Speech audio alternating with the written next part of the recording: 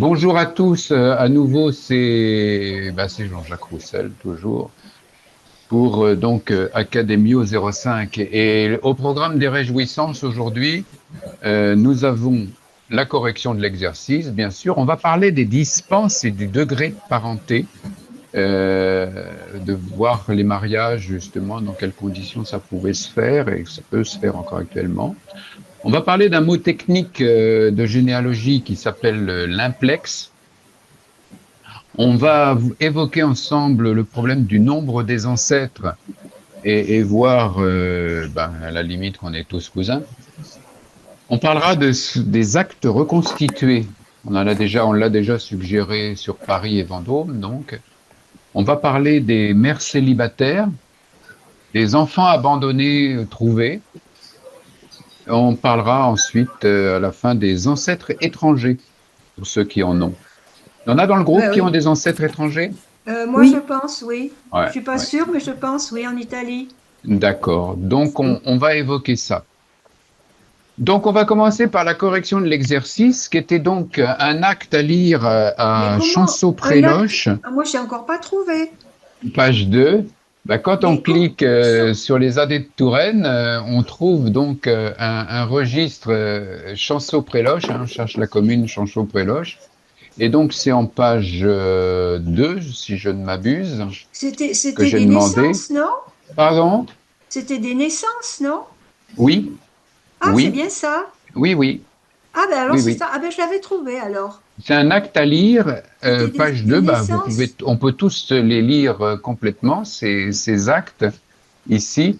C'est Tiens, donc moi, ben oui, c'est l'acte de ça. naissance qui nous concerne, c'est Pierre Boucheron. Euh, Pierre Boucheron,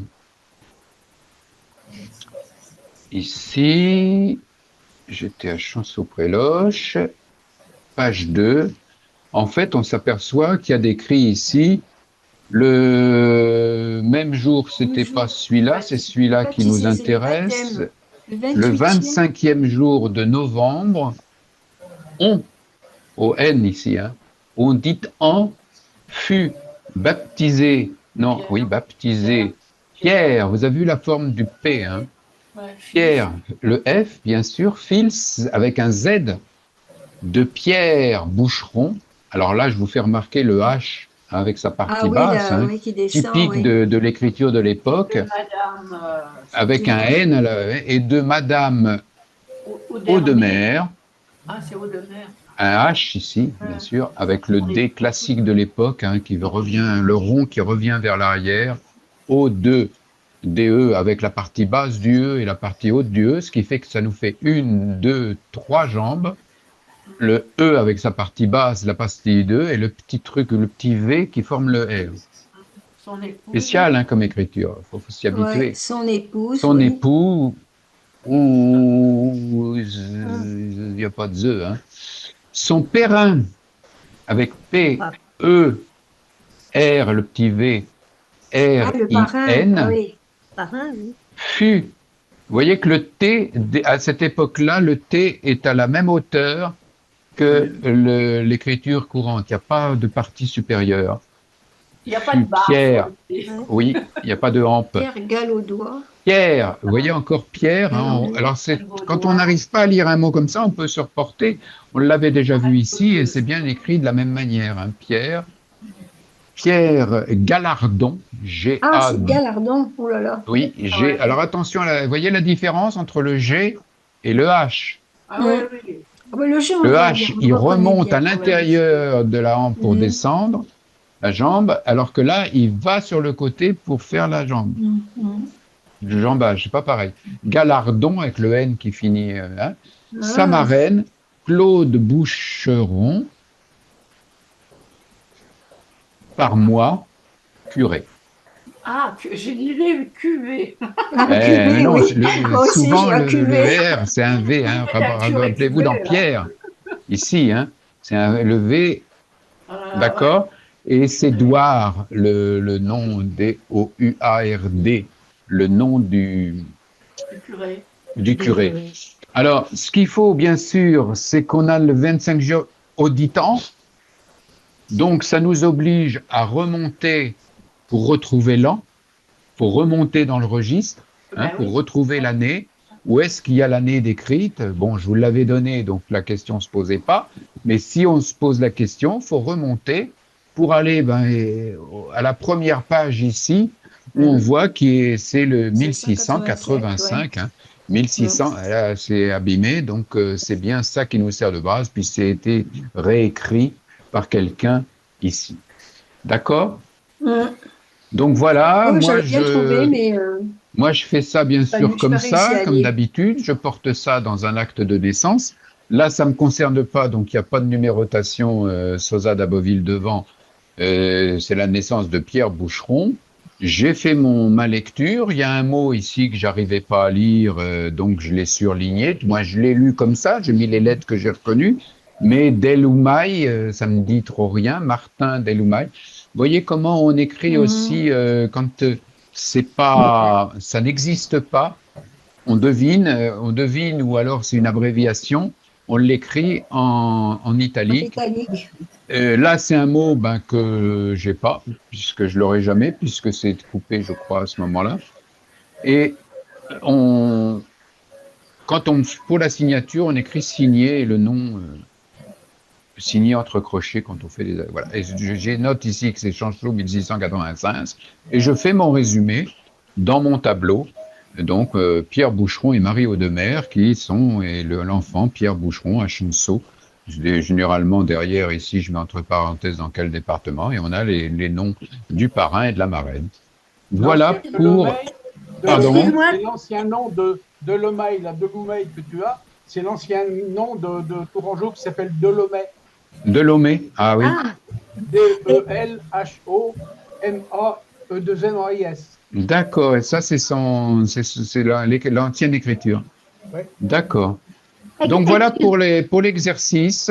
Il y en a Jean-Jacques, qui avaient réussi à lire un peu, oui. moi, je suis tombée sur la bonne page, mais Ah, je ne savais pas ce qu'on cherchait. Je savais pas si c'était un mariage, une oui, naissance. Alors, du coup, ah. et Alors, puis j'ai essayé de lire, d'accord. je voyais Surtout que pas dans bien. les registres anciens comme ça, c'est tout mélangé, hein. Les Et naissances oui, et c'est les pour ça, mariages et tout c'était tout ça, c'est au mélangé. fil, Donc, c'est je savais chronologique. pas si j'étais tombée sur la bonne page, D'accord. en fait. excuse-moi, C'était, Jean-Jacques, est-ce oui, qu'il y a un endroit où on peut trouver euh, des, des- des anciennes écritures qui pourraient oui, nous faciliter la vie? oui. Alors, facilité, non. Il y a un bouquin qui Ah, existe d'accord. où c'est un registre où il y a plein de lettres et que moi j'aime pas trop.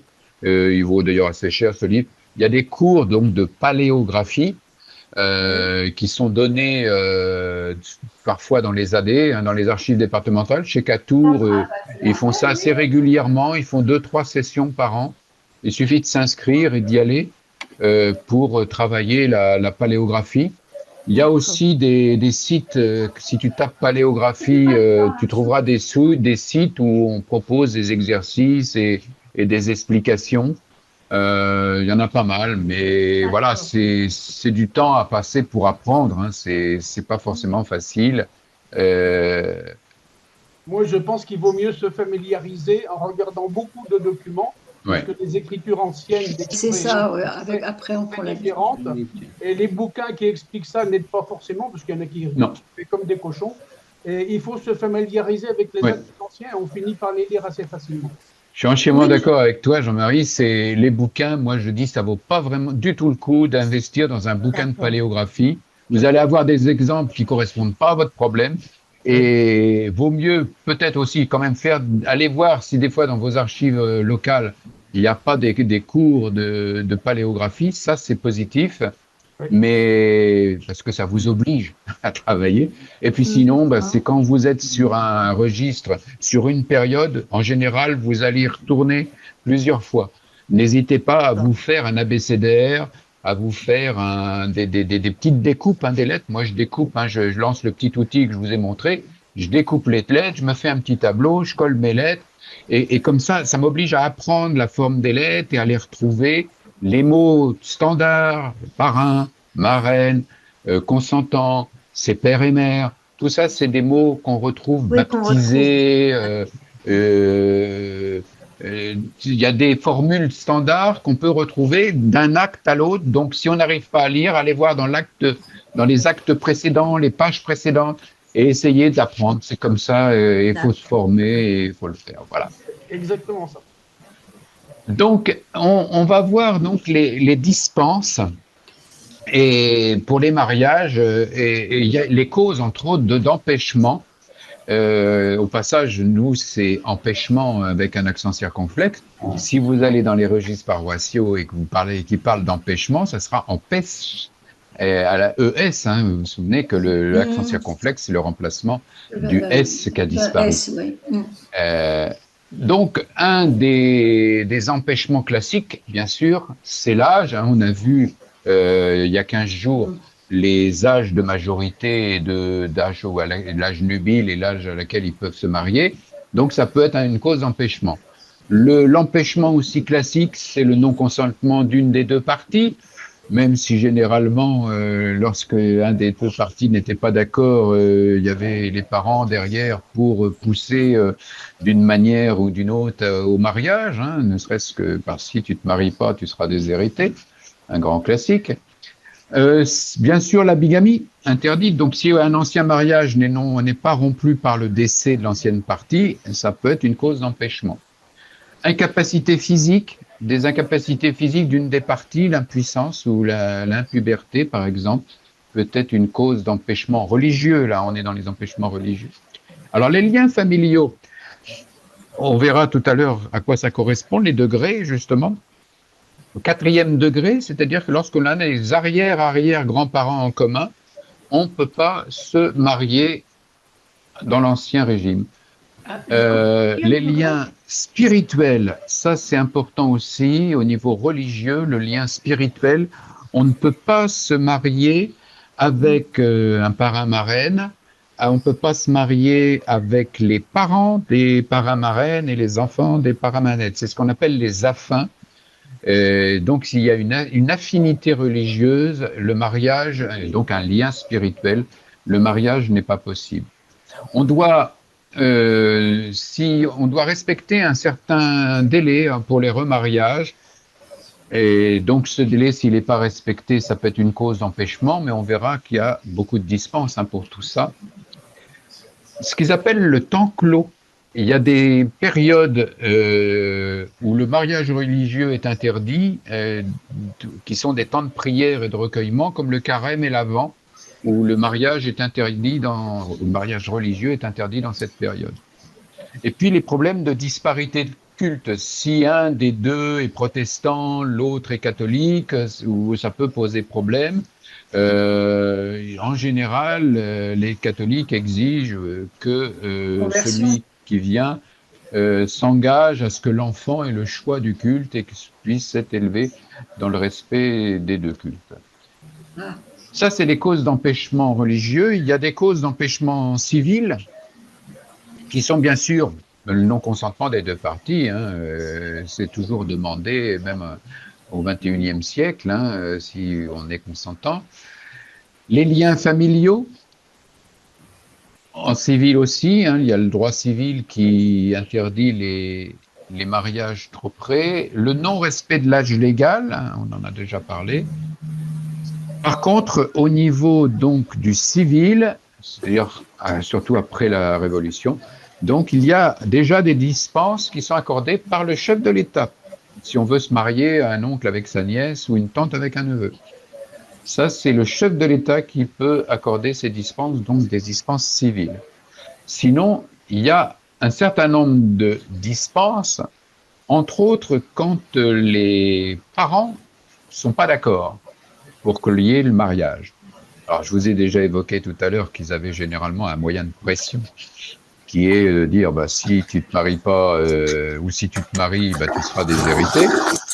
Mais il y a ce qu'on appelle les sommations respectueuses, qui est donc, il y a un site qui s'appelle Généa France, que je vous ai cité la semaine dernière, qui a un excellent article là-dessus, qui explique comment on avait recours dans ce qui s'appelait donc les les sommations respectueuses aux parents. C'est-à-dire qu'on demandait aux parents s'ils étaient d'accord pour qu'on se marie. Ils disaient non. Et ça, fallait faire donc une sommation respectueuse aux parents. Et ils disaient non. Ils pouvaient dire non une deuxième fois, ils pouvaient dire non une troisième fois. Et après, le prêtre pouvait donc marier les.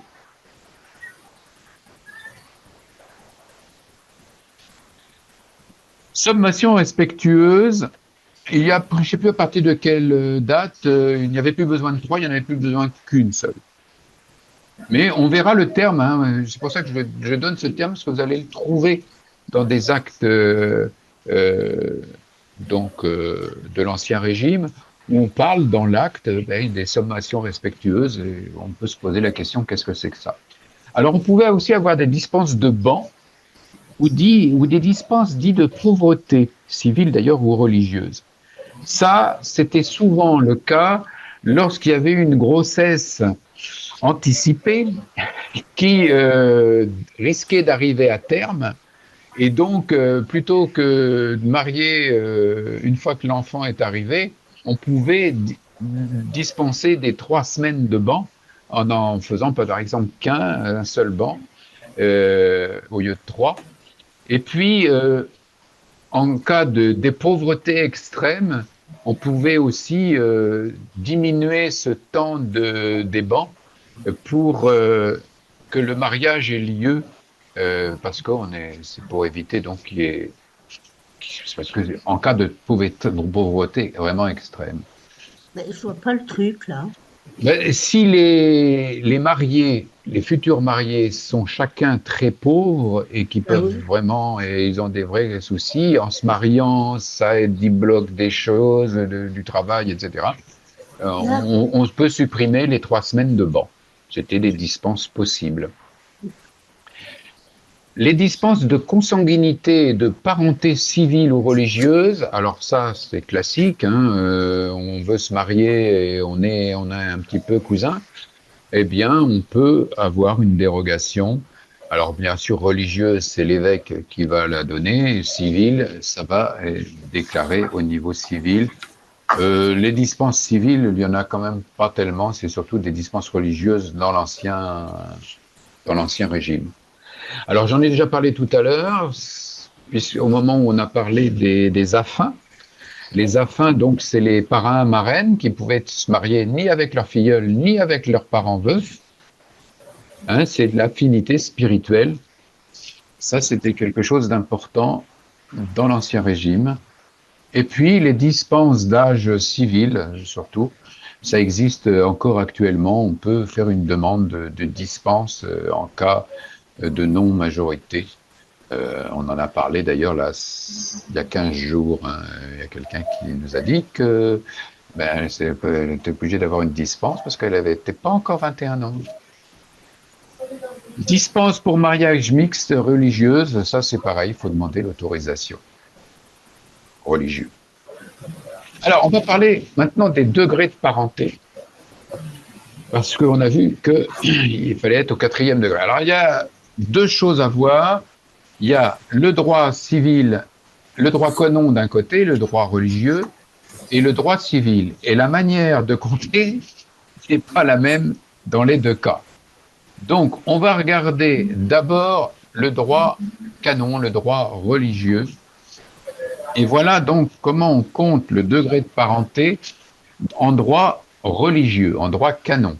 On va compter le nombre de générations. Ici, par exemple, c'est simple, ici Jeanne et Jean, ils sont cousins au 1er degré. Il y a une génération avec l'ancêtre commun. C'est toujours par rapport à un ancêtre commun. Donc là, on est au 1er degré. Antoine et Anne, ils sont au 2e degré. Et Philippe et Étienne sont au 3e degré. Ça se complique si on regarde quel est le cousinage entre Pierre, ici, et Philippe, ici. Alors on compte. Pierre, pour aller à l'ancêtre commun, il est au 1er degré.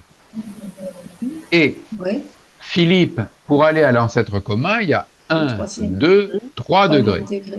Donc, on dira que Pierre est cousin avec Philippe du premier au troisième degré.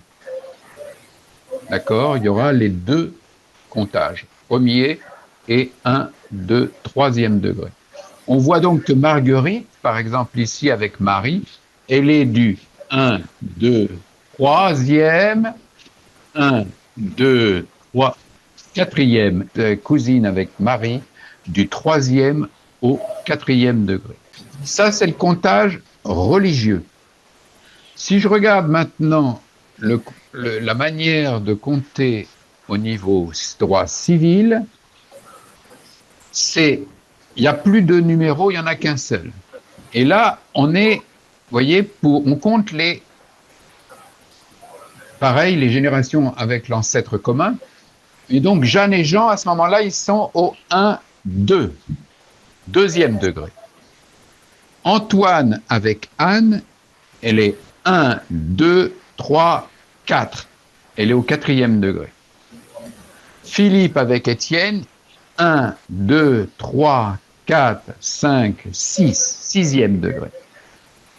Et donc, si on reprend notre Pierre et notre Philippe, eh bien, il sera au 1 pour aller à François, 2, 3, 4 pour redescendre. Et donc, Pierre et Philippe, en droit civil, sont cousins au quatrième degré. Marguerite avec Marie, 1, 2, 3, 4, 5, 6, 7. Marguerite est cousine avec Marie au septième degré en droit civil. Vous voyez les deux manières de compter, droit civil et ici, droit canon, où on compte des deux côtés et on peut avoir donc deux numéros en droit civil, en droit canon, alors qu'en droit civil, on n'a qu'une seule valeur. D'accord, ça va ça? Non. Non, moi je comprends rien là-dedans. Pas bien. Qui sont les enfants de François? C'est qui les enfants de François là? Oui. François, il a 3 enfants, Pierre, Jeanne et Jean. Pierre a un enfant, Paul, et Paul a un enfant, Marguerite. Jeanne a un enfant, Antoine, qui a un enfant, Philippe, qui a un enfant, Marie. Ah, et voilà. Jean a un enfant qui s'appelle Anne, et un enfant Étienne, et un enfant etc., qui s'appelle etc. Esther. D'accord. Ah oui, pour voir un peu les cousinages dans les différentes branches. Entre les enfants des frères et sœurs, frères ici, et sœurs, c'est ça. les enfants des frères et sœurs, eh bien, cousin germain, là c'est les frères et sœurs, là on a les cousins germains. Les premiers cousins, oui, d'accord. Les premiers cousins, et puis là on a les cousins issus de germain. Les cousins voilà, d'accord, les cousins, les enfants des cousins, et donc c'est comme ça, etc. Pour compter, pour voir donc quel cousinage il y a dans les différentes branches, parce que si Paul veut épouser Marie, la question se pose. Alors Paul et Marie, ils sont cousins comment là en canon? Ils sont pas de la même génération. Ça gêne pas? Ça gêne pas? Ça n'empêche pas. Mais c'est pas possible. Paul et Marie. Les âges correspondent pas.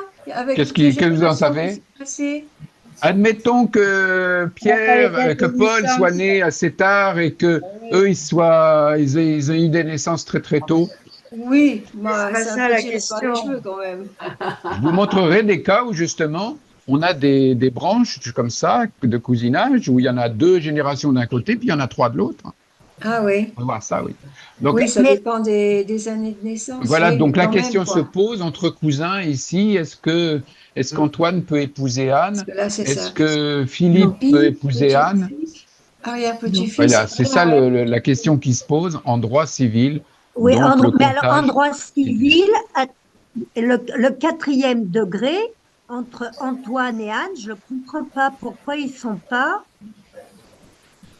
Parce que tu comptes comme ça, regarde bien, tu comptes Antoine pour aller à Jeanne, 1. Pour aller à l'ancêtre, 2. Après, on redescend de l'ancêtre, 2 pour aller à Jean, 3. 4 ici. Ouais. Donc, Antoine et Anne sont au 4e degré. D'accord. Alors qu'Antoine et Anne, ici, ils sont comme tous les deux, c'est du 2e degré au 2e degré, donc ils sont au 2e degré. 1, 2. Ça ne sert plus à rien. Donc, en droit canon, avant le XIIIe siècle, on pouvait se marier jusqu'au 7e degré canonique. Oh là là. Attention, vous avez vu, quand on regarde canonique, c'est pas, ça va vite, hein, parce qu'on compte Ouais, mais total, on hein, va 1, 2, 3, jeune à 4, 5, 6, l'époque 7. et il faisait beaucoup d'enfants. Alors, depuis sont interdits les parents par le sang jusqu'au 4e degré canonique. Cousins, Oui, non, mais donc, là, d'accord. issus de Germain. Germain. Issus d'issus de Germain. Les parents par alliance, donc veufs avec la famille de la femme, peut poser sont interdits parce que on est avec les affins interdits et donc il y a énormément de dispenses. Alors des dispenses de mariage, malheureusement, on n'en trouve pas dans toutes les archives municipales, mais il y en a un certain nombre qui ont été versés par les diocèses aux archives municipales. Et c'est le cas pour vous à Gap, où les archives de Gap ont voilà, les dispenses de mariage au niveau de l'inventaire. Inventaire numérique du fonds de l'évêché de Gap qui a été versé, donc, et vous trouvez les requêtes présentées à Gap pour les mariages du 2e, 3e canonien entre, alors il doit y avoir des dates là-dessous Oui, sans que j'ai doute. pas. Mais c'est Voilà, des tout ça archives c'est, je sais pas si c'est numérique, je pense pas, mais c'est ce inventaires on doit les numériques. trouver à Gap. Et où? Ben, sur les archives départementales, Oui. peut-être, non? Parce que c'est le fond de Et l'évêché. à Gap, j'ai cliqué sur un truc qui correspond pas.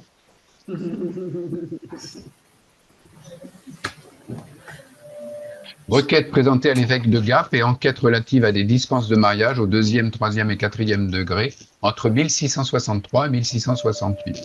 Si vous avez des recherches donc à faire, ça peut être des fois intéressant d'aller voir. Attention que toutes les archives, non pas numérisées déjà, c'est apparemment, et là j'ai vu que quand j'ai numéré, quand j'ai cliqué là-dessus, je suis allé sur autre chose, mais premièrement, donc, que toutes les archives ne l'ont pas numérisé, et deuxièmement, que toutes les archives ne le possèdent pas. Des fois, c'est resté au diocèse. J'ai un autre cas ici dans le Pas-de-Calais qui parle aussi donc des dispenses religieuses de consanguinité et font tout un topo là-dessus, étude de cas de mariage à empêchement multiple, donc il y a quelqu'un qui a fait un travail là-dessus. Donc là, il y a un article assez intéressant, mais c'est pas en ligne. C'est pas en ligne. Il faut aller sur place pour aller consulter ça. Donc voilà pour ces dispenses qui sont souvent bien sûr intéressantes, mais que toutes les archives ne possèdent pas et que peu ont numérisé pour l'instant. Alors, parlons d'un élément très technique maintenant qu'on appelle l'implex, qui est un mot un peu barbare. Mais l'implex, c'est quand il y a un mariage entre deux personnes qui semblent savoir, en fait, descendent d'un même couple, d'un même ancêtre. On va voir des exemples de ça. Il est bien évident que si deux personnes se marient et qu'elles viennent d'un même ancêtre, on ferme une branche. Donc, il y a une branche là qui disparaît. Donc, on va avoir moins d'ancêtres au total. Et moi, vous vous souvenez qu'on a vu déjà Émilie Lobigeau et André Moreau. Émilie Lobigeau et André Moreau, donc on a vu que et on a aussi Odile Moreau et Jean Chaumin qui ont 3 enfants. Or, Jean Chaumin est fils de Louis Véron. Alors, c'est compliqué comme ça, mais je vous montre le diagramme. Ça donne ça. Ici, j'ai ma cousine, puisque ça, Chaumin, c'est ma femme, c'est le nom de ma femme. Donc, ça, c'est une cousine germaine de ma femme. Et vous voyez que la cousine, elle est fille elle s'appelle Chaumin, elle est fille de Jean-Fernand Chaumin et d'Odile Solange Moreau. La mère d'Odile Solange Moreau, c'est la fameuse Émilie Lobigeau, dont on a cherché des choses déjà. Émilie Lobigeau, elle est fille de Joséphine Véron, qui elle-même est fille de Louis Véron. Et sur l'autre branche, Jean-Fernand Chaumin est fille de Louis et fils de Louis Véron, qui elle-même est fille de Pierre Véron. Or, Pierre Véron et Louis Véron, ils ont un ancêtre commun, ils sont frères. C'est les deux frères. Et donc, vous voyez qu'on a les deux frères qui déclenchent deux branches, et à un moment donné, il y a deux enfants qui se marient. Et alors, ils ne savaient pas qu'ils étaient cousins, parce que ce qui trompe, en fait, le cousinage, c'est que d'un côté, il n'y a que deux générations, et de l'autre côté, il y en a trois intermédiaires. Et donc, ma cousine s'en doutait un petit peu, elle m'a dit, tu pourrais regarder ça, et j'ai cru comprendre qu'on était peut-être bien un peu cousins. Et effectivement, c'est clair, vous voyez que ça, il y a les deux branches, et qu'à un moment donné, on retrouve un ancêtre commun. C'est ça ce qu'on va appeler un implex. Et donc, on va en voir d'autres. On va voir qu'on en a tous. On en a tous. Ce qui veut dire que aussi, un ancêtre commun qui est au-dessus ici, vous comprenez qu'il est Sosa. Il a un numéro de Sosa par rapport à elle. Il a un numéro. Si elle est 1, 2, 4, 8, lui, il sera 16, l'ancêtre commun. Mais il aura un deuxième numéro.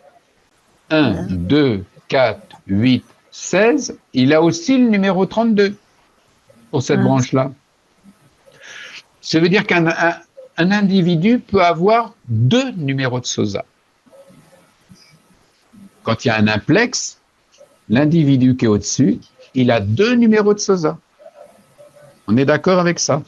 Et donc, on retrouve après une branche pour les deux qui est commune. C'est commun, c'est la même chose, mais avec des numéros différents, puisqu'on ne compte pas pareil d'un côté et de l'autre. Donc, toutes les personnes qui vont se trouver au-dessus ont elles aussi deux numéros. En général, moi, je considère toujours le premier numéro pour mon classeur. Par exemple, je considère le premier numéro, mais des fois, je considère l'autre aussi. C'est pas un problème. Mais il faut savoir que c'est le cas ici. L'ancêtre ici derrière, il aura deux numéros parce qu'il y a deux branches. Il n'y a pas le même nombre de personnes dedans. Mais là, ils descendent pas d'un même couple puisqu'il y a deux frères. Ben, le frère, ils ont bien les mêmes parents. Oui, c'est ça. Ah oui, C'est les parents qui descendent, voilà, des parents des deux frères. Les parents des deux frères. Ça remonte loin quand même. Bah, pas tant que ça. Hein. Non, Si tu pas comptes 30 ans, 60, 80, il y a 100 ans, quoi, grosso modo. 100 ans, ouais. Ouais, C'est pas énorme. Hein. non, c'est vrai. Moi, je sais que mes parents étaient cousins, mais au moins une 10-12 générations. Ah ouais. Ils ne savaient pas non plus. Hein. C'est très courant. On va voir un petit peu comment ça se représente Surtout après dans pour les petites, Voilà, par exemple, les petites lettres, quoi. l'arbre des Chaumin. Ça, c'est ma femme. Et vous voyez qu'ici, il y a un implex. Ouais. Parce que les deux branches, ici, René François et Louis-Auguste Brun, ce sont deux frères issus donc de Françoise Joubert et René François Brun. Donc là, j'ai un implex. Là, j'en ai un autre, beaucoup plus petit. Mais à la limite, on voit aussi que il y a une espèce d'énorme implex comme ça ici.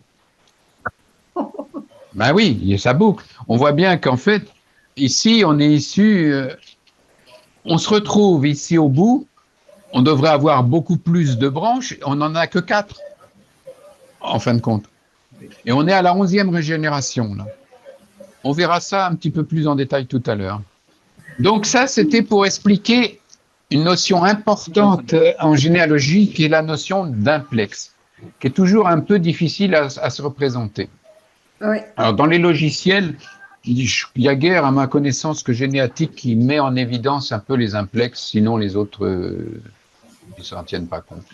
Ça joue énormément sur le nombre d'ancêtres que l'on va avoir. Au niveau du nombre des ancêtres, il faut réfléchir un petit peu. Si on remonte, admettons qu'on puisse remonter jusqu'en 800. Je vous ai dit que quand on remonte déjà à 1600, c'est déjà bien. Mais admettons qu'on veuille remonter jusqu'en l'an 800. Là, j'ai fait un petit calcul en disant, je considère, j'ai fait ça en 2010, hein, et je considère 30 ans, une génération de 30 ans. C'est un peu beaucoup, souvent c'est 25, mais bon. 30 ans. 30 ans, 30 ans avant, on est à 2 ancêtres. 30 ans avant, on est à 4 ancêtres. 30 ans avant, etc., 8, 16, 32, 64, 1024, 4000. À la génération 15, j'ai déjà 16 000 ancêtres. Oh, D'accord? En 1590. C'est grosso modo où on va pouvoir aller. Hein, on a dit 1600, hein, 1574, Villers-Cotterêts. Mais si je pouvais remonter, si j'ai un peu de noblesse, je vais pouvoir remonter. On va remonter, allez, 1440, 524 000 ancêtres. En 1290, etc. On remonte jusqu'en l'an 810, Charlemagne. par exemple, Ah oui, 800 Charlemagne, et on trouve ici, voyez, 137 7 000 millions. Non, millions, millions. Non, 137, oh là 7 là, millions, pardon, 137 millions. milliards 600 000 millions. milliards, pardon, milliards. oui, Ah oui, milliards. 137 000 millions, ça fait milliards 137 600 000 milliards. millions. Vous voyez, on a des milles, les millions, les milliards. 137 milliards d'ancêtres. C'est Sauf pas que ça, c'est possible. pour une personne, c'est pour moi. Si ma femme, elle a aussi la même chose, et si vous, vous en avez autant, vous multipliez par le nombre d'habitants, par 60 millions d'habitants, ce qui voudrait dire que si on n'était pas cousins, eh bien, on aurait 8 milliards de milliards Évidemment, c'est pas d'ancêtres. possible. Ce qui n'est C'est pas pas possible possible. puisqu'on considère que Qu'à l'époque sous de Charlemagne, Charlemagne, il y avait il y avait à peu environ près. 8 millions d'habitants Ouais, en France. bah oui. Donc, Donc, donc, ça marche pas comme ça. Ça veut dire que des implexes, on en a tous, c'est évident que on vient tous un petit peu des mêmes et on peut donc conclure que au niveau du nombre d'ancêtres, le nombre d'ancêtres est diminué par les implexes internes, à chaque fois on supprime une branche. C'est aussi, on va le voir plus loin, on va parler des mères célibataires, et que les mères célibataires, bien sûr, elles sont célibataires, donc la branche du conjoint n'existe pas. Et hop, on supprime encore toute une branche. Il y a aussi, alors si on faisait le calcul pour Clovis, on trouverait 18, 10 puissance 15, c'est-à-dire 18 avec 15 zéros derrière, alors qu'en sous Clovis, on était 1 million seulement de personnes. donc ça peut pas faire. C'est pour ça que souvent, si vous pouvez vous raccorder à la base Roglo. Je vous rappelle, la base Roglo, elle est partie des rois de France, etc. C'est-à-dire que si vous avez un peu de noblesse, que vous pouvez vaguement vous raccorder à la base Roglo, actuellement, elle a 9 millions de personnes, cette base, tous interconnectés. Eh bien, il y a de grandes chances, si vous vous connectez à la base, si vous pouvez vous connecter sur quelqu'un à la base Roglo, que ben, vous trouverez un ancêtre Charlemagne ou Clovis au bout.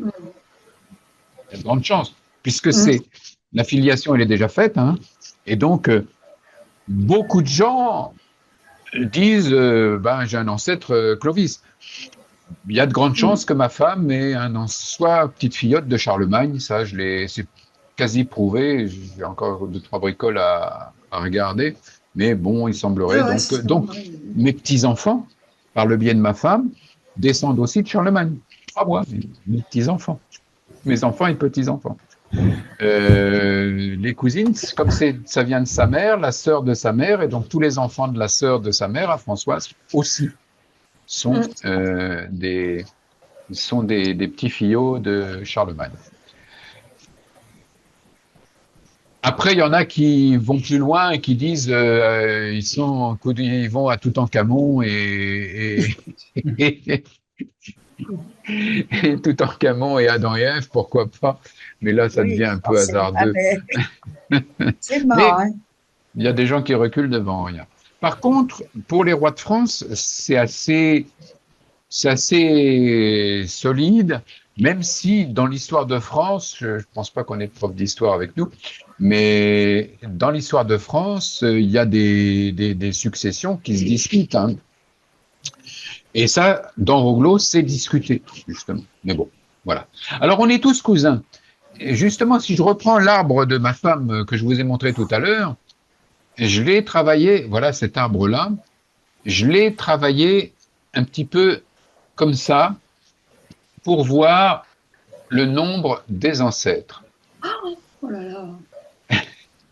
C'est juste pour me faire une idée. J'ai voulu me faire une idée de me dire, mais attendez, quand on arrive là-haut, combien il y a d'ancêtres? Donc j'ai fait le calcul. Je suis parti donc de ma femme ici, Françoise, la génération 1, elle est 1, toute seule. À la génération 2, on a ici 2 ancêtres. Après, on passe à la génération 3. C'est donc le mari et la femme, la génération 2. La génération 3, et après, on voit que cette branche-là, la branche chemin, elle remonte, voilà, et donc on aura 2, 4, 8, 16, 32, etc., jusqu'à 512 ici.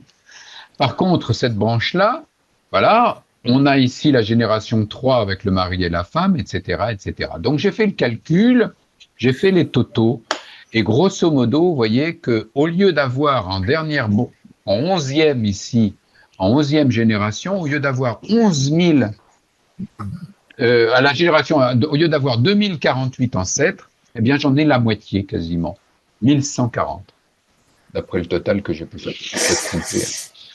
On a diminué de moitié.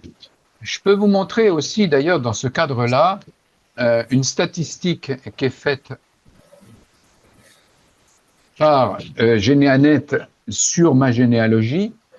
On voit ici, il montre si je mettais le nombre d'ancêtres trouvés par génération. Donc, première génération, ça part de mon petit-fils. Hein.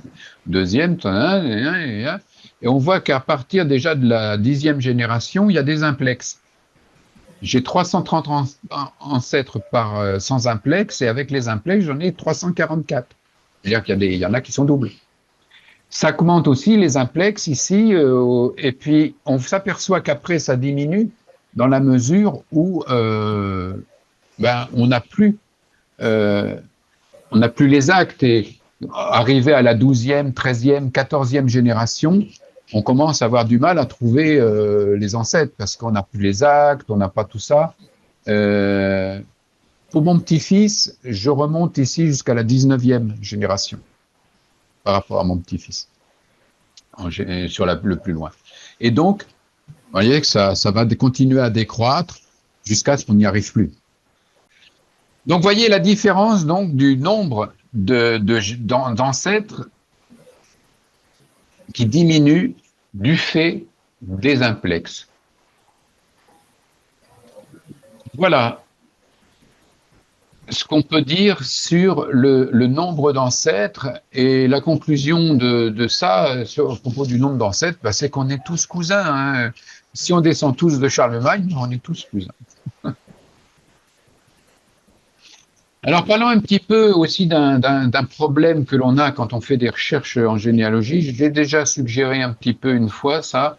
C'est le problème donc dit des actes reconstitués. C'est que, par exemple, à Paris, les 2 exemplaires des archives antérieures à 1792 brûlent en 1871 au moment de la Commune. Et donc, on n'a aucun acte antécédent à 1792. 8 millions d'actes disparus en 1871. Et donc, il y a déjà un peu plus de 2,5 millions d'actes qui ont été reconstitués à partir des documents familiaux et notariés. Et ça, je vous l'ai déjà suggéré. Il y a un site, il y a un projet qui s'appelle le projet Famille Parisienne, qui, sur ce site Famille Parisienne, vous avez le bilan, et c'est devenu, c'est un travail collaboratif, et tous les résultats sont mis disponibles à tout le monde. Vous voyez, ça a commencé ici en 2008 apparemment, mise à jour de l'index des patronymes, etc. On est maintenant ici actuellement à 1 800 000 marqueurs et 2 500 000 individus. Voilà, c'est ce que j'ai là. Encore 2 500 000 individus référencés. À partir des répertoires des notaires, de l'état civil, bref, tous les éléments qui peuvent amener une filiation sont utilisés. Les minutes de notaire, les dépouillements des tutelles du Châtelet de 1600 à 1789. Vous voyez, le travail qui a pu être fait par ces bénévoles. Si vous avez de la famille en région parisienne, c'est toujours une galère. Et ça, c'est un outil qui devient maintenant très précieux et très intéressant. Famille parisienne.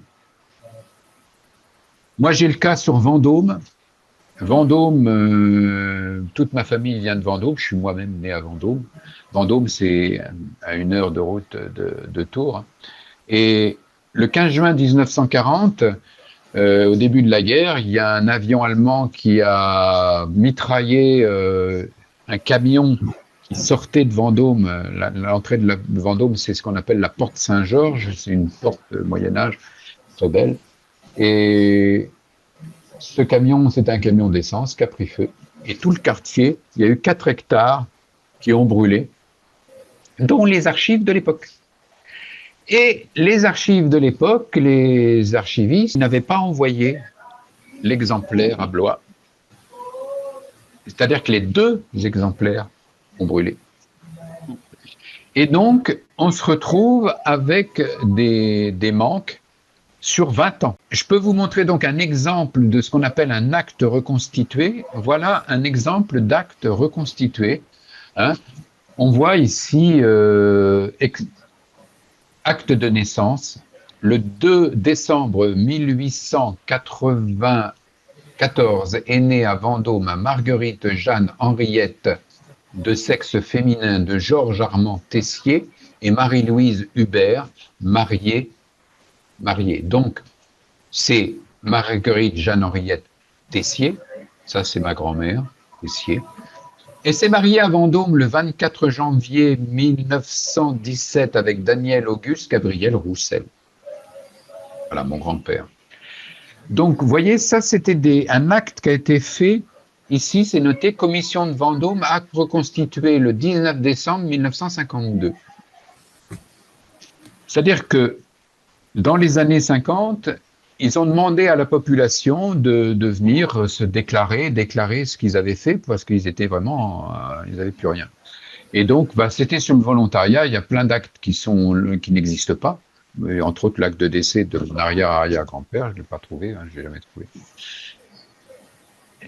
Ils ont rajouté sur cet acte de naissance les mentions marginales. Donc, on voit on a le mariage d'ailleurs qui est là en même temps. Et puis, on a le décédé à Saint-Nazaire, en Loire-Atlantique, le 24 janvier 1990. Voilà, ma grand-mère, effectivement, est décédée à Saint-Nazaire. Donc voilà, quand ça existe, c'est bien. Malheureusement, il y en a plein qui n'existent pas parce que les gens ont négligé. Alors, c'est les documents civils qui ont brûlé. Les documents religieux, eux, existent toujours. À Vendôme, et donc ils sont consultables au diocèse. Mais il y a eu une base de données qui a été faite. Moi, quand j'ai commencé ma généalogie en 2007, il y a quelqu'un qui avait dû faire les relevés de tous les registres religieux. Il y a 2 grandes églises à Vendôme, la Trinité et la Madeleine. Donc, tous les actes de naissance, mariage, décès avaient été mis dans une base de données qui était accessible. Cette base de données, on ne sait pas ce qu'elle est devenue. Elle a été aux archives de Blois, elle a été envoyée, il paraît, aux archives nationales, elle est revenue en Blois, bref, on ne sait pas où elle est. Et elle n'est surtout pas disponible, ce qui est bien dommage, parce que on a quand même normalement les actes religieux, et eux existent, ils sont toujours. Je vous ai dit, c'est pas parce qu'à la Révolution on est passé au civil que les actes religieux, nos ancêtres se sont beaucoup mariés à l'Église, donc ces actes-là, ils existent. Voilà, il faudrait retrouver cette base de données, ça serait bien pratique. Voilà un exemple donc d'actes reconstitués et d'actes qui ont disparu, ce qui va bien sûr nous bloquer. On est dans l'intitulé, c'est les premiers blocages. Voilà les premiers blocages. Les premiers blocages, les filles, les mères célibataires. On va le voir maintenant. Les mères célibataires, oui, c'est aussi un blocage. Alors moi, je vais parler de filles-mères, mais bon, ça se dit plus, je crois. On ne dit plus filles-mères, moi de mon temps. On parle de mères célibataires. Et donc, la branche du père disparaît. Alors, il y a des fois une ressource possible, et j'en ai peut-être déjà parlé, c'est les déclarations de grossesse. Les déclarations de grossesse qu'on peut trouver dans les archives départementales de l'Ancien Régime. Exemple, j'ai un exemple ici dans le Calvados où ils ont mis en ligne les déclarations de grossesse. Vous voyez, les déclarations de grossesse accessibles dans les sous-séries 15B et 3L. Et donc, c'était depuis 1556. Normalement, les déclarations de grossesse se sont arrêtées. Ils étaient obligés, hein, les femmes enceintes étaient obligées de déclarer leur grossesse, c'était pour éviter les abandons. Et ça a été aboli, ça, à la Révolution. Sauf qu'on peut trouver, nous raconter notre chère directrice des archives du 37, quand on est lors de la dernière visite, et nous expliquer qu'à Tours, ça a duré encore quelques années après la Révolution, parce que comme les gens ne savaient pas si c'était aboli ou pas cette obligation de faire la déclaration de grossesse, mais ils allaient quand même la déclarer, parce que comme ça, ils étaient sûrs de ne pas être condamnés parce que c'était pas fait. Donc on peut trouver des déclarations de grossesse après la Révolution, quelques-unes, pendant quelques années après. Sinon, ça datait donc, confirmé par la déclaration de Louis XIV en 1708, donc les fameuses déclarations de grossesse. Très intéressantes, ces déclarations de grossesse, parce que on va y trouver quelquefois le nom du père, mais c'est à prendre un petit peu avec des pincettes, parce que c'est vrai que souvent c'était l'employeur, le droit de frissage de l'époque, mais on pouvait par cette déclaration de grossesse essayer de tirer un petit peu d'argent du bourgeois du coin, même si c'était pas forcément lui le père. On trouve ça aussi dans le Lot. Voilà des exemples de déclarations de grossesse, donc des sources variées pour contribuer à l'histoire des femmes. C'était pour veiller sur les mœurs. Là, il y a un petit topo assez intéressant sur ces simples plaintes de grossesse qui pouvait y avoir. Par exemple ici, donc la grossesse de Magdalene de Rastignac, déclarée par la sage-femme Marguerite. Voilà des exemples de textes, donc de déclarations de grossesse. Je vous dis à prendre, bien sûr, avec des réserves, mais ça peut permettre de débloquer, quelquefois, une branche qui se trouve bloquée puisque il n'y a pas de père. Et s'il n'y a pas de père, eh bien, toute une branche disparaît. On peut avoir, et ça, il me semble qu'on l'a vu dans un de nos actes, une reconnaissance a posteriori. Je vous souvenez, on avait fait une lecture d'un acte de mariage, où dans l'acte de mariage, il y avait la reconnaissance d'un enfant. Alors souvent, donc, l'enfant à la naissance porte le nom de la mère, et puis au moment du mariage, il portera le nom du père, ce qui, bien sûr, n'est pas forcément le père génétique. Ça, c'est clair.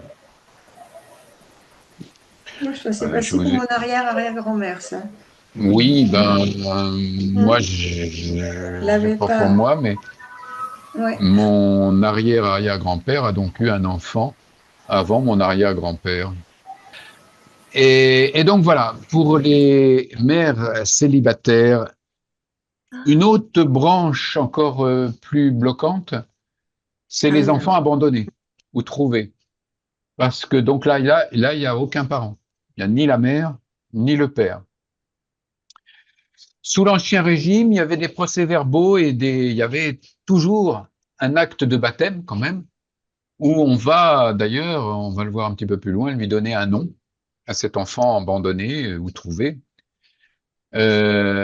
On peut donc aussi y associer les déclarations de grossesse. On peut trouver aussi des documents pour les enfants abandonnés dans les archives hospitalières, sauf que le problème des archives hospitalières, il y en a beaucoup qui ont été détruites pour faire de la place plutôt que de les verser aux archives.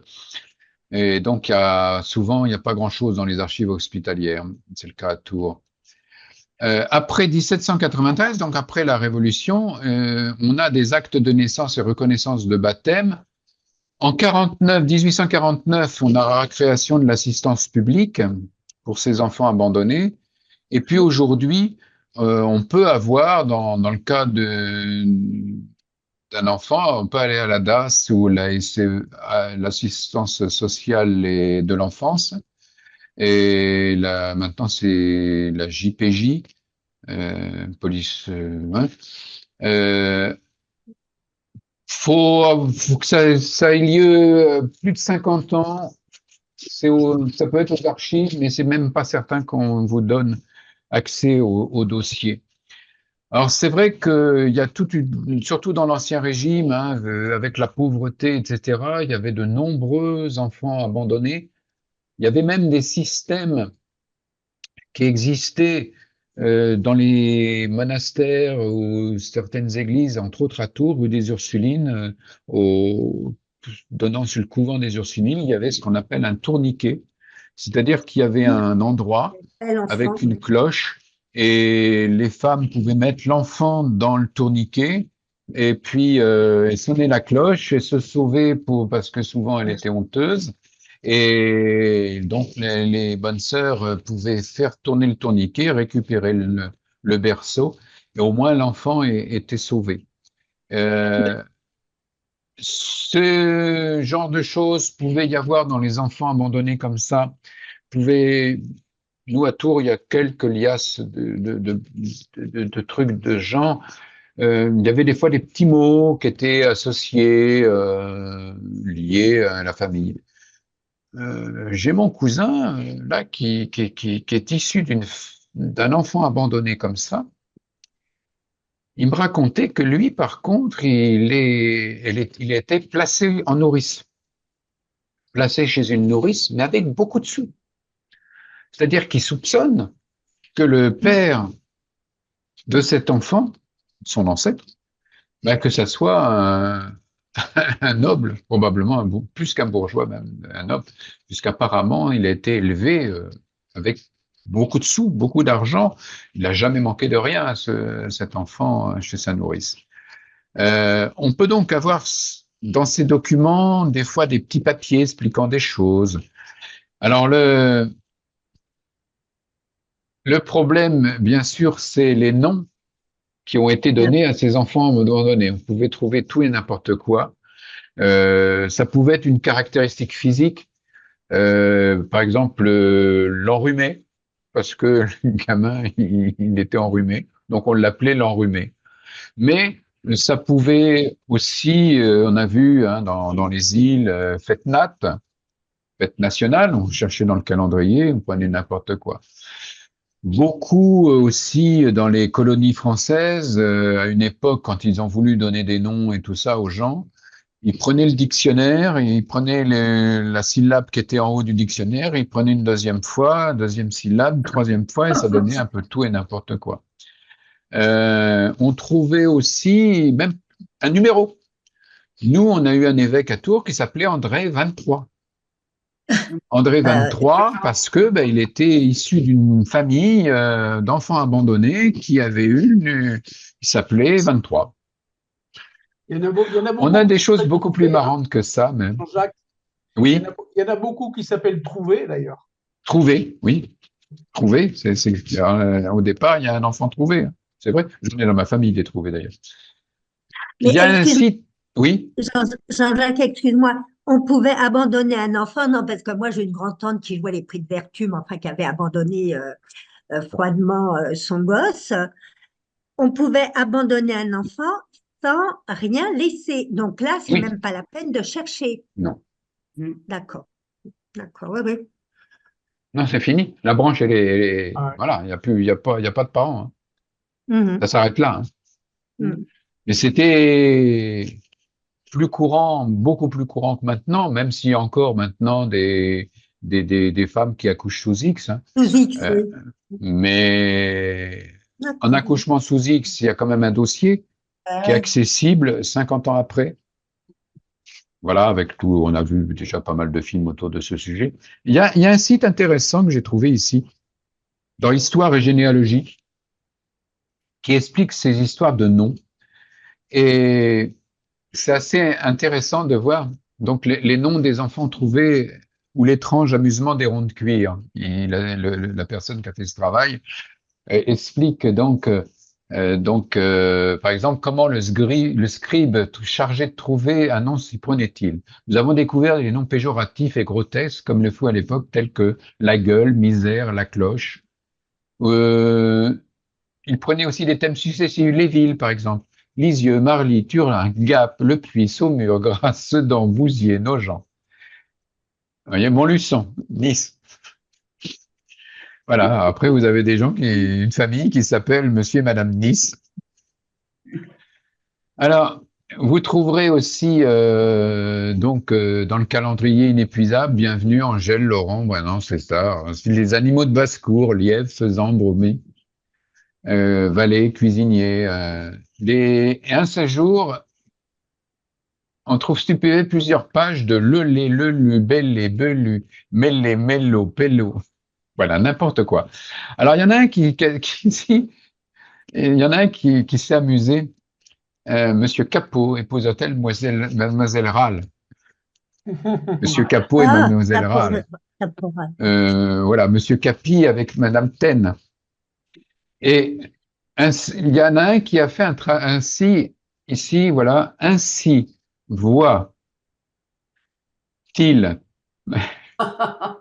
le chant, la chandelle. La chandelle. Ainsi voit-il la chandelle. Chaque fois, c'est un enfant qui s'appelle comme ça. Il y en a un qui s'appelle Del, l'autre la chante.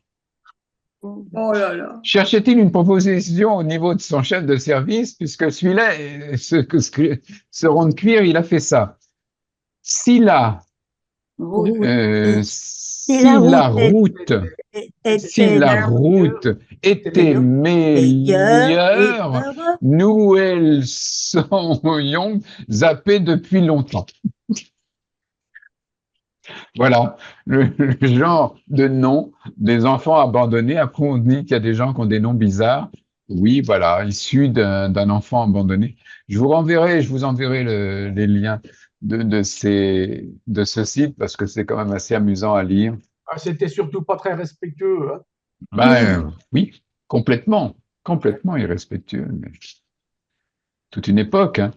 On Oui. trouve après, je ne sais pas si dans le groupe il y en a, mais j'en ai déjà rencontré dans les différents ateliers que j'ai pu animer, des gens justement qui étaient issus d'un enfant abandonné. Et donc, comment faire une recherche lorsque l'on est issu d'un enfant abandonné? Eh bien, il y a sur GeneaWiki, hein, je vous en ai parlé la semaine dernière, intéressant, généalogie d'un enfant trouvé, abandonné ou assisté. Là, il y a toute la démarche, vous voyez, très claire. Première étape, que cherchez-vous? De quelle époque était-il? De quel département? Deuxième étape, un enfant abandonné, assisté, né sous X. Troisième étape, etc. Il y a toute la démarche intéressante, comment faire pour aller chercher un enfant abandonné.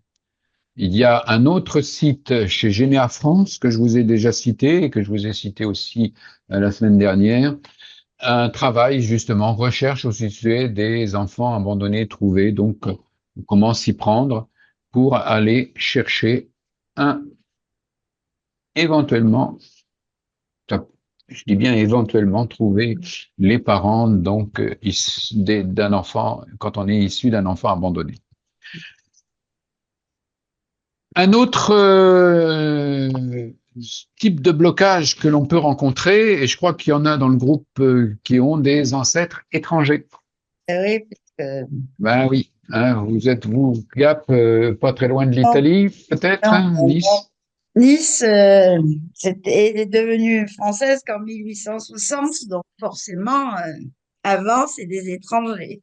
On est chez les Italiens et comment aller chercher des ancêtres étrangers. Alors, déjà, c'est pas étranger, mais quand on a des ancêtres qui sont nés ou qui ont vécu dans l'Empire colonial français. Et donc là, on va aller sur l'ANOM, Archives nationales d'outre-mer.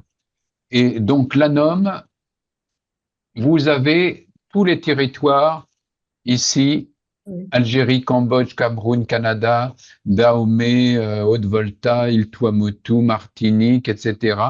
Vous avez tous les archives donc françaises de ces pays-là à l'époque où c'était géré par la France. L'ANOM, donc très important pour aller faire une recherche. Moi, je l'ai utilisé beaucoup pour aller faire ma recherche sur les parents de ma belle-fille, les Bénichou. Et souvent, c'était un prénom, l'ancêtre, c'était Moïse. Lancer la recherche. Pourquoi il ne me l'a pas sorti? Ah, Oran, la commune Oran. Oran. Et là, il y a du monde. Rien que les Ah ouais. naissances à Oran. Lancer la recherche. Vous voyez, on a tout. Voilà, j'en ai des Moïse Bénichou nés à Oran, vous voyez, dans les dates ici, 1883, 87, 1874 le plus vieux, jusqu'en 1901. Il y en a eu un. D'accord? Donc voilà l'ANOM, si vous avez des parents nés, qui ont vécu euh, dans les Outre-mer, l'ANOM. Ensuite, quand on a vraiment un ancêtre étranger, premièrement, c'est différent bien sûr d'un pays à l'autre, mais pour nous, il y a, on pourra bien sûr aller voir les archives nationales du pays concerné. Si c'est des Italiens, il y a des archives nationales aussi en Italie, et il y en a aussi, bien sûr, il y a l'équivalent. Ce qu'il faut savoir par contre, c'est que si on a un ancêtre étranger, si on est français, c'est qu'à un moment donné, il y a eu une naturalisation. Non.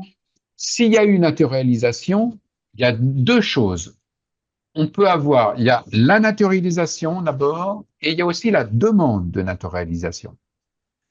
La naturalisation, elle, on va la trouver aux archives nationales de France, qui est le Caran entre 1789 et 1930, et ensuite, à partir de 1931, c'est à Fontainebleau. Et les restants, c'est aussi à Fontainebleau, et on peut y accéder avec dérogation. Ça, c'est la naturalisation par elle-même, mais pour avoir une naturalisation, il faut faire une demande à la préfecture.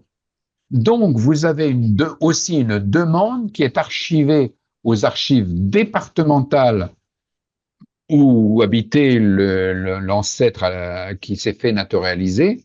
Et c'est aux archives départementales, c'est dans la série M qu'on trouve ces demandes de naturalisation. Donc, d'un côté, il y a la demande de naturalisation à retrouver au niveau local, et puis il y a la naturalisation par elle-même qu'on peut trouver au niveau national. Oui, mais Jean-Jacques, tu dis qu'il y a obligatoirement une demande de naturalisation ou naturalisation. Par exemple, dans le cas d'Annie, à partir du moment où Nice est passé français, tous les Euh, habitants ont dû ah passer oui. français. Ils n'ont pas dû faire de Ah demande. non, non, ils n'ont pas fait de demande, non. Ah bah si tu parles de, j'ai pas compris, tu parlais de quoi, de quel pays, De de quelle région? Nice, de À Nice. Nice. Ah oui, quand le comté de Nice est devenu français. Eh ben oui, Non, là il n'y a pas de souci. 1860. C'est pas pareil. C'est comme la Lorraine. Non, là ils ont pas fait de demande. Non, je parle d'une émigration volontaire. Un Portugais, un Polonais, n'importe quel immigrant qui arrive en France et qui, à un moment donné, donc demande, il va automatiquement y avoir une demande de naturalisation et une Oui. naturalisation. Mais alors, Annie, elle va les chercher où? C'est après, avant, Ouais, avant le avant, rattachement de Nice à la France. ben, je sais pas. Bah, c'était quand le rattachement? En C'était avec Napoléon? 1860. Ouais, 1860? ouais, ouais. Et les archives de Nice, ils remontent jusqu'à quand? Je sais Ben, je pas. sais Je pense que c'est là. Ils doivent avoir ça, à mon avis, ils doivent avoir des choses. Alors attention aussi, tiens, c'est une occasion de parler de ça. Au niveau des archives départementales, c'est notre directrice Ponchal qui nous a expliqué ça. Ils ont des fois, dans des archives du 37 par exemple, des choses, des documents qui viennent d'une autre région. C'est arrivé là, on ne sait pas trop comment, mais historiquement, c'est arrivé là et donc c'est là. C'est aux archives de Tours. Mais ça concerne peut-être le Calvados, ou ça concerne le Puy-de-Dôme. Vous voyez? peut y avoir des choses comme ça, et ça aide pas évidemment nous dans nos recherches. Donc, de toute façon, pour Nice, si tu veux tu te renseignes aux archives départementales de Nice, ils te donneront les renseignements pour te dire où tu dois trouver, parce que tu dois pas être la seule à avoir ce problème-là. D'accord? Corse, c'est pareil aussi, pour la En Corse. Corse. Ah, pour la Corse, c'est en France, hein.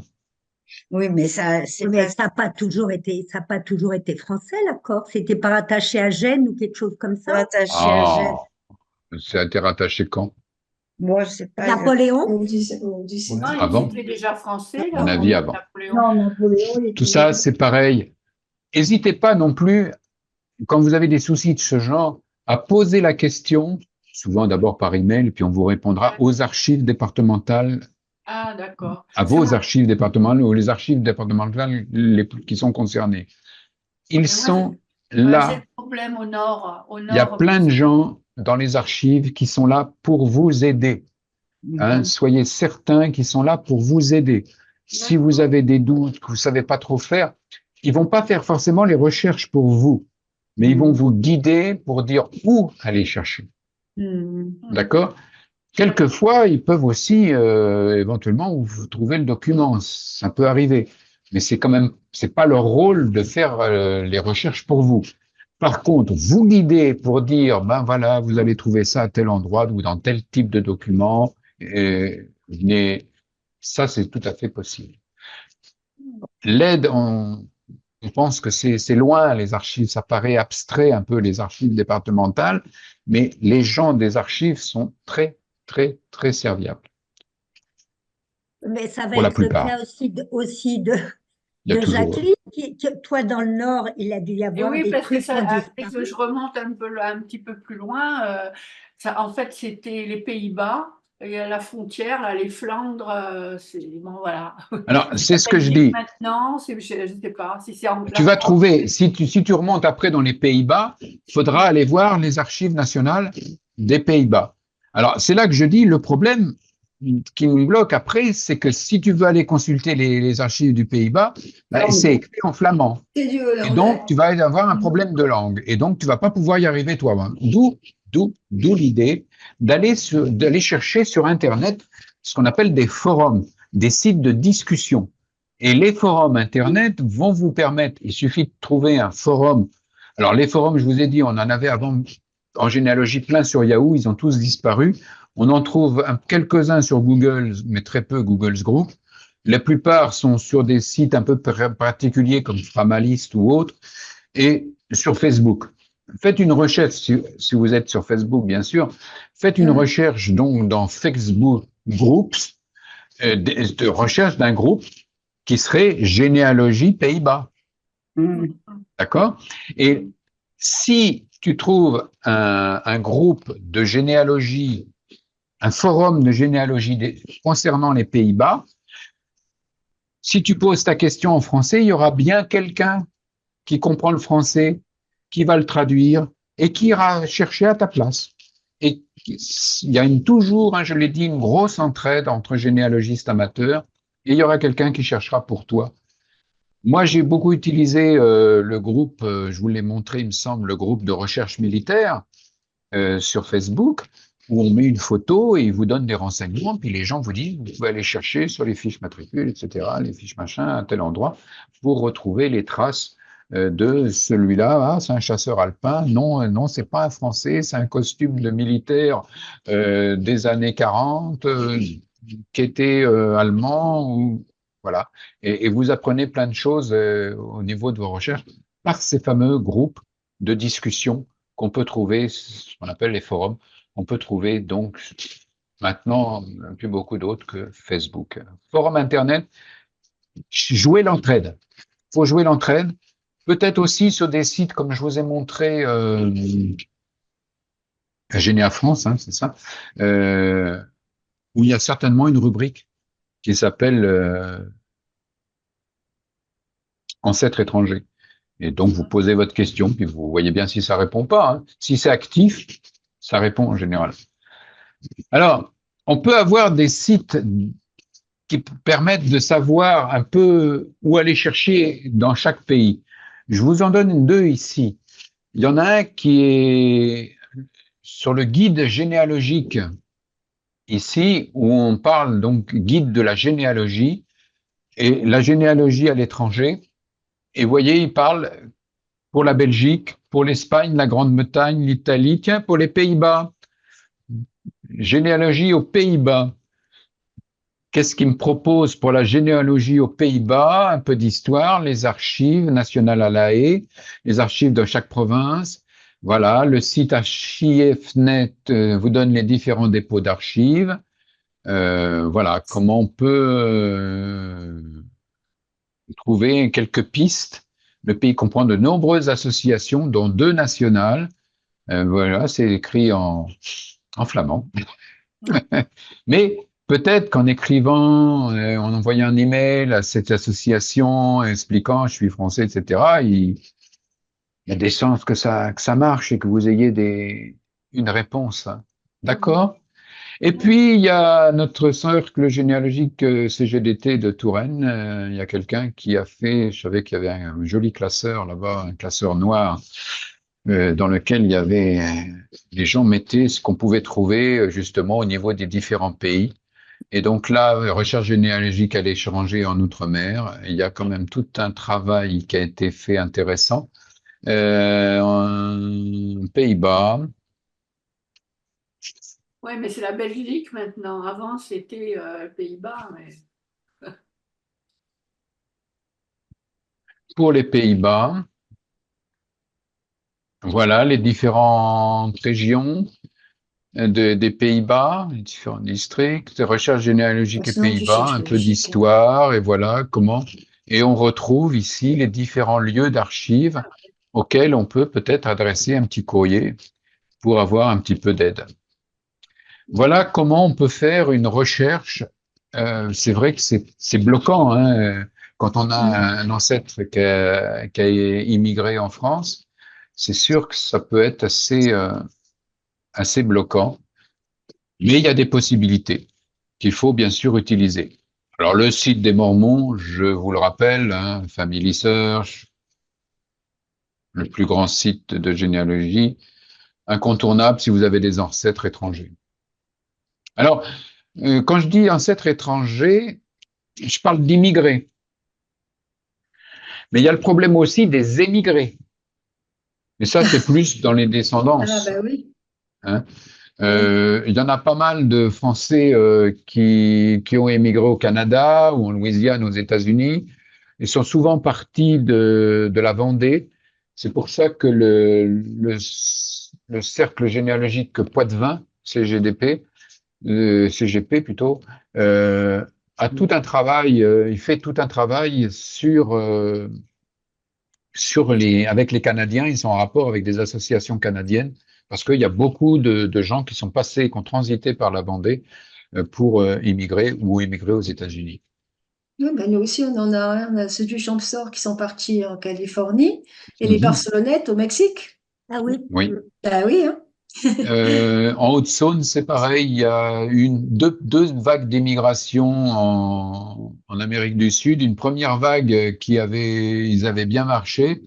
Ils sont revenus en disant c'était bien, c'est très bien, c'est super. Et ils ont emmené d'autres gens. Et la deuxième vague, ils ont Oui, été oui. décimés Ben oui, nous complètement. aussi, ils sont Ah, Donc revenus. voilà ce qu'on pouvait dire au niveau donc de ces premiers blocages, hein, du fait donc des actes qui ont disparu, des mères célibataires, les enfants abandonnés, là ça bloque tout, les ancêtres étrangers, difficile de remonter dans le pays. On peut contourner, hein, je vous ai donné quelques pistes pour contourner ces premiers blocages. Et donc on va voir un petit exercice. Ça Alors, va être de la lecture. Malmouche. Je vais vous demander d'aller lire. Ça, c'est un ancêtre à ma femme de Malmouche, un acte en 1556 et un autre acte en 1727, 1627, pardon. Ça donne ça. Ah ben, Ah ben, on n'a pas pu prendre, hein. on l'a pas noté la Ouais, je vais vous référence. le redonner, puis je pourrais vous l'envoyer. Alors, Oui. il est où cet acte? Il me semble, il est là, de Malmouche. Je supprime ça, je regarde ça. En haut, Oh, là, mais le c'est tout grabouillé. Il faudrait peut-être Oh là là, il aurait pu s'appliquer, hein. Ouais. Et la Alors, température. c'est le problème que nous explique d'ailleurs Il y a un la paquet. directrice des archives, c'est que les encres à l'époque, c'est le prêtre fabriquait son encre lui-même, et Ah, donc les encres sont pas toujours de la même force au niveau, et il y a des produits là-dedans qui ont, avec le temps, ouais, disparaissent, et qui sont donc c'est ce qui effacés, peut ouais. donner des couleurs aussi grises que ça. Une autre encre, celle-ci, manifestement, c'est pas de la même main, mais ça a tenu mieux le coup.